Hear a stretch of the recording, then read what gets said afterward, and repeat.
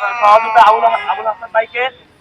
এখন আপনারা যারা পিছনে পিছনে যারা ঘোরাফেরা করছেন, পিছনে যারা বসে আছেন অলস ভাবে, দয়া করে সবাইকে বিনীতভাবে অনুরোধ জানাচ্ছি, বিনীতভাবে অনুরোধ করছি আপনারা সামনে এসে আমাদের আমাদের আমার সারিতে দাঁড়ান, আমাদের লাইনে দাঁড়ান। দয়া করে আপনারা দিক থেকে ঘোরাফেরা করবেন না। এখন আমাদের সামনে প্রিয় সহযোদ্ধারা অত্যন্ত গুরুত্বপূর্ণ বক্তব্য নিয়ে আসছে। আমাদের এই ৩৫ আন্দোলনের আমাদের এই আন্দোলন সংগ্রামের একজন অন্যতম সিনিয়র একজন সংগঠক, আমাদের প্রিয় সহযোদ্ধা সোনিয়া আপা। সোনিয়া আপা বক্তব্য নিয়ে আসছেন। সোনিয়া আপা।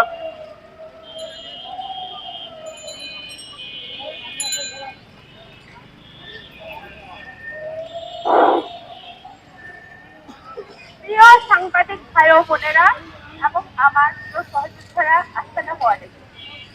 আজকে আমরা এখানে জমায়েত হয়েছি না কোনো নোটের জন্য, না কোনো রাজনৈতিক কারণে। আমরা এখানে জমায়েত হয়েছি আমাদের গত 12 বছরের চলমান আন্দোলন 35 আন্দোলন 35 বাস্তবায়নের জন্য। এবং এই আন্দোলনের সাথে যুক্ত হয়েছে ক্ষেত্র বিশেষে উন্মুক্ত। আমাদের এই আন্দোলনটি অনেক আগে শেষ হয়ে যাবার কথা। যখন এই আন্দোলনটা শেষ করে আমাদের বাস্তবায়ন করার জন্য কমিশন গঠন করা হয়েছিল, নারীদের জন্য 37 এবং পুরুষদের জন্য 5। এই প্রস্তাব তো হুইপ ছাড়িয়ে দিয়েছিলেন কমিশন গঠন করার মাধ্যমে। আর সেই সময়ে এই আন্দোলনটা বাস্তবায়ন হয়ে যাওয়ার কথা এবং আমাদের পড়ার টেবিলে বসার কথা। আমাদের আজকে নতুন করে আবার রাজপথে নামার কথা নয়। কিন্তু আমাদের সাথে 35 এবং 37-এর মূলা ঝুলিয়ে 7 দিন পর পর আমাদের জীবনকে নিয়ে খেলেছেন এই বর্তমান সরকার। যদি কথা বলি, যদি সত্য উন্মোচন করি, যদি সত্য তুলে ধরি, তাহলে বলবে আমরা তার বিরুদ্ধাচারণ করছি। কিন্তু আমরা কেন তার বিরুদ্ধাচারণ করছি? কেন আমাদেরকে এই সত্যি কথা বলে বলতে হচ্ছে এবং কেন আমাদেরকে আবারও দিনের পর দিন এই 35 আন্দোলনে এই রাজপথে থাকতে হচ্ছে? এর জবাবটা দেবে, এর জবাব তো এই প্রধান উপদেষ্টাকেই দিতে হবে।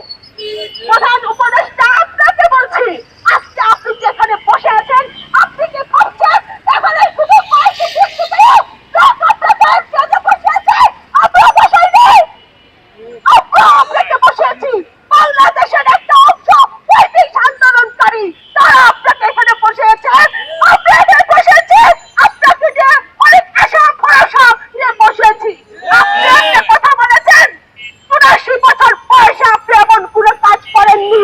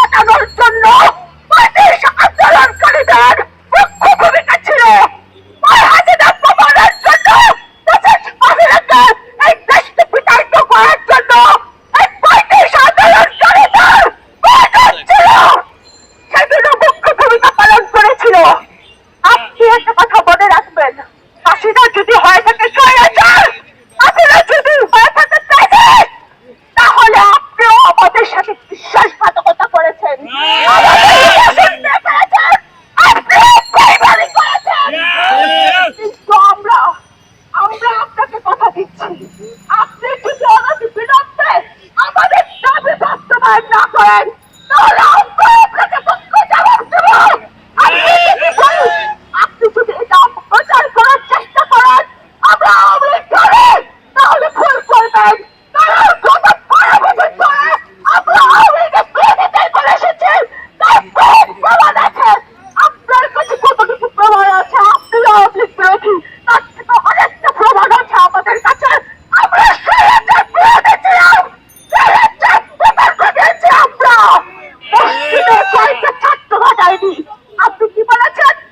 পরবর্তী আন্দোলন বাস্তবায়ন করার সময় বক্তব্য দেওয়ার সময় বলেছেন আপনারা নাকি ছাত্রদের সাথে কথা বলে তারপরে করেছেন। কোন সেই ছাত্র, কোন ছাত্রের সাথে কথা বলে আপনি বক্তব্য বাস্তবায়ন করেছেন? একেবারে হিম্মত আপনি কে দিয়েছেন? আমাদের মুসলমান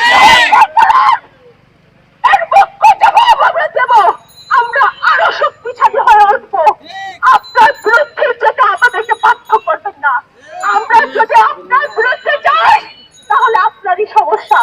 সেই দিন আপনি আমাদের নিয়ে প্রযুক্তি করেও সামাল দিতে পারবেন না। কারণ আপনার এই হিংসতা, আপনার ক্ষোভের সৃষ্টি আপনি তৈরি করছেন আমাদের মধ্যে। আমাদের ভাই বোনদেরকে মৃত্যুর দিকে ঠেলে দিয়েছিল। আত্মহত্যা করেছিল সেই সময় আমাদের ভাই বোনেরা। সেদিন বুঝে নাই। আপনি আমাদের বসন দিয়ে খেলা করছেন। আপনি আমাদেরকে বুঝতে পারছেন না। কেন? বারবার শুধু আমরা শুধু মার খেয়ে যাবো, আমরা শুধু জেলে থাকবো, আমরা শুধু অত্যাচারিতেই হবো না। এটা আমাদেরও এই দেশের সকল অধিকার পাওয়ার অধিকার আমাদেরও আছে।